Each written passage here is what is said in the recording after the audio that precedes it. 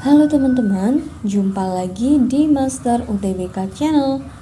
Kali ini kita lanjutkan lagi untuk latihan soal UTBK SNBT 2024. Nah, untuk subtes yang akan kita bahas hari ini adalah pengetahuan dan pemahaman umum.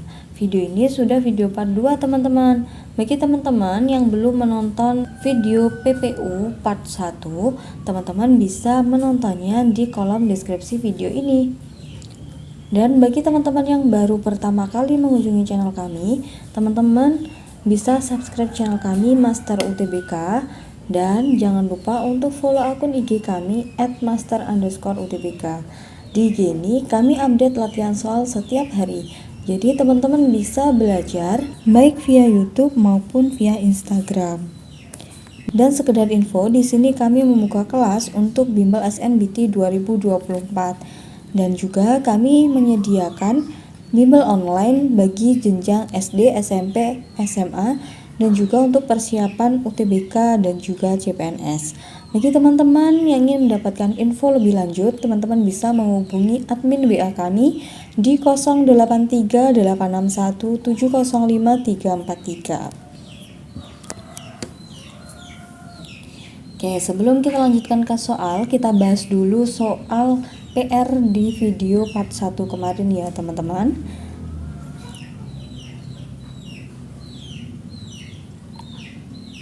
Kita baca dulu untuk bacaannya. Sampah plastik merupakan masalah lingkungan yang paling merusak. Sekarang ini, para ilmuwan telah menemukan enzim pengurai sampah plastik. Temuan ini merupakan hasil kerjasama tim peneliti. Yang merekayasa ulang enzim pemakan plastik. Enzim super ini dapat mengurai plastik dalam waktu 6 kali lebih cepat dari waktu normal plastik terurai. Sampah plastik membutuhkan waktu sekitar 500 tahun untuk terurai jika ditemukan di dalam tanah atau laut. Pembuatan enzim super dilakukan oleh para ilmuwan dengan menggabungkan dua enzim terpisah, yaitu enzim pemakan plastik bernama petase dan enzim baru yang disebut mhtase. Ketika ditemukan Jepang pada 2016, para ilmuwan menyebutkan asal kedua enzim tersebut dari bakteri tertentu.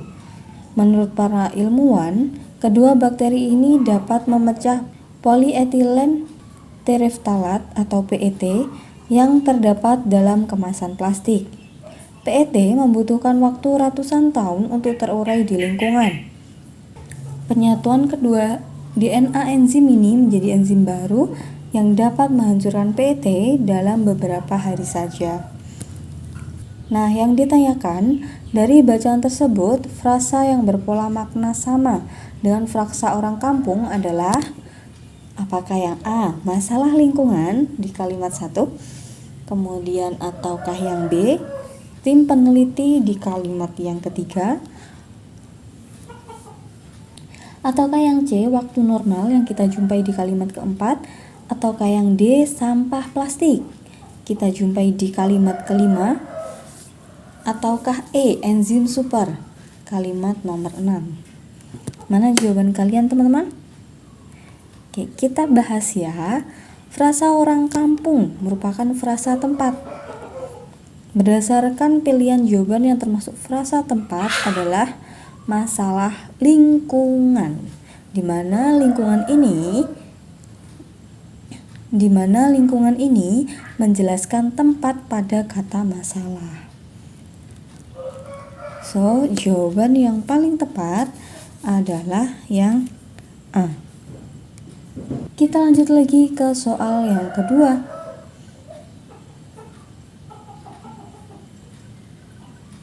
Ini masih bacaan yang tadi ya. Tidak usah kita baca lagi ya teman-teman, kita langsung ke soalnya. Makna kata yang sama dengan mengurai pada bacaan tersebut adalah apakah yang A, merusak, B, penjelasan, C, pupuk, D, organik, E, sampah. Yang mana nih jawabannya teman-teman? Mengurai ini bisa kita Cari di kalimat nomor 4 ya. Enzim super ini dapat mengurai plastik dalam waktu 6 kali lebih cepat dari waktu normal plastik terurai. Nah, mengurai dalam kalimat tersebut berarti merusak suatu bahan, contohnya plastik. Jadi, jawaban yang paling tepat adalah yang A, merusak.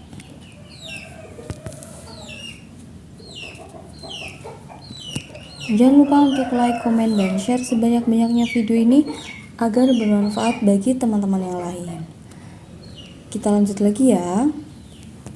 Keragaman budaya yang ada di Indonesia dapat menjadi kekuatan dan kekayaan bangsa Indonesia jika kita memiliki semangat Bhinneka Tunggal Ika. Semboyan Bhinneka Tunggal Ika artinya berbeda-beda tetap satu jua.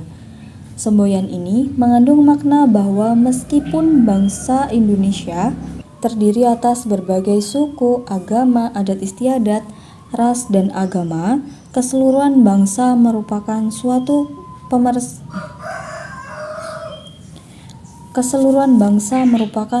persatuan dan kesatuan. Faktor penyebab keragaman budaya Indonesia adalah posisinya sebagai negara kepulauan.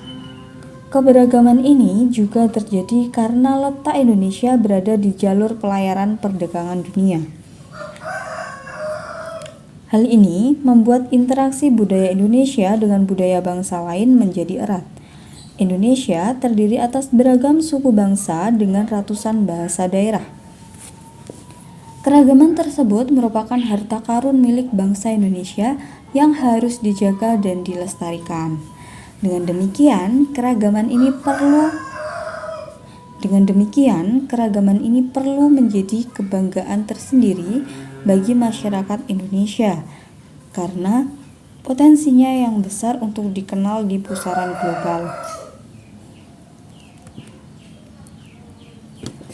Nah, di situ ada kata harta karun di paragraf yang kedua.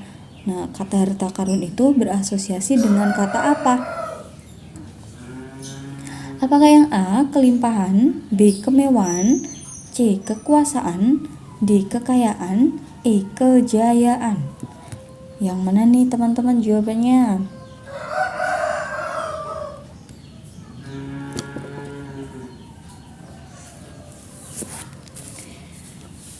Kita bahas ya. Indonesia terdiri atas beragam suku bangsa dengan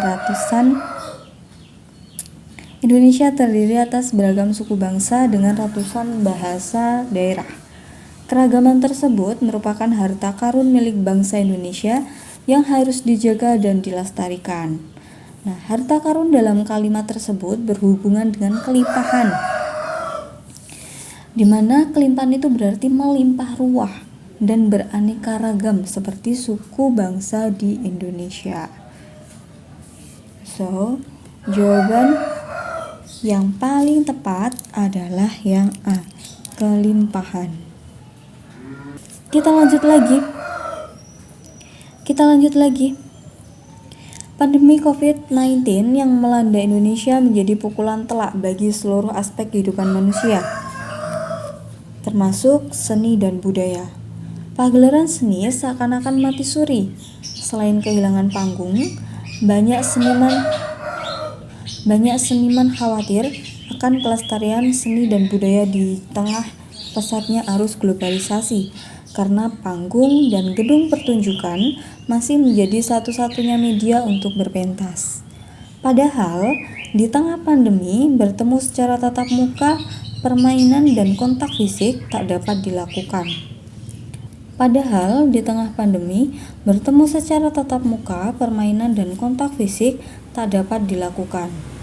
Semua kegiatan dilakukan secara virtual. Akan tetapi, pandemi mempercepat transformasi digital di tanah air. Indonesia tercatat sebagai salah satu negara dengan jumlah pengguna internet di Asia Tenggara dari 175,4 juta pengguna internet di Indonesia, 164 juta diantaranya merupakan pengguna media sosial. Lebih separuh jumlah penduduk Indonesia memiliki media sosial. Jadi, Media sosial memiliki potensi yang sangat besar untuk mengenalkan seni dan budaya Indonesia kepada kaum milenial yang aktif berselancar di media sosial. Nah, yang ditanyakan di sini, kata panggung dalam kalimat ketiga memiliki hubungan hierarkis dengan kata apakah yang A. kelestarian, B. media, C. transformasi, D. gedung, E. pentas. Yang mana nih teman-teman? Yang berhubungan dengan panggung. Kita bahas. Pagelaran seni seakan-akan mati suri.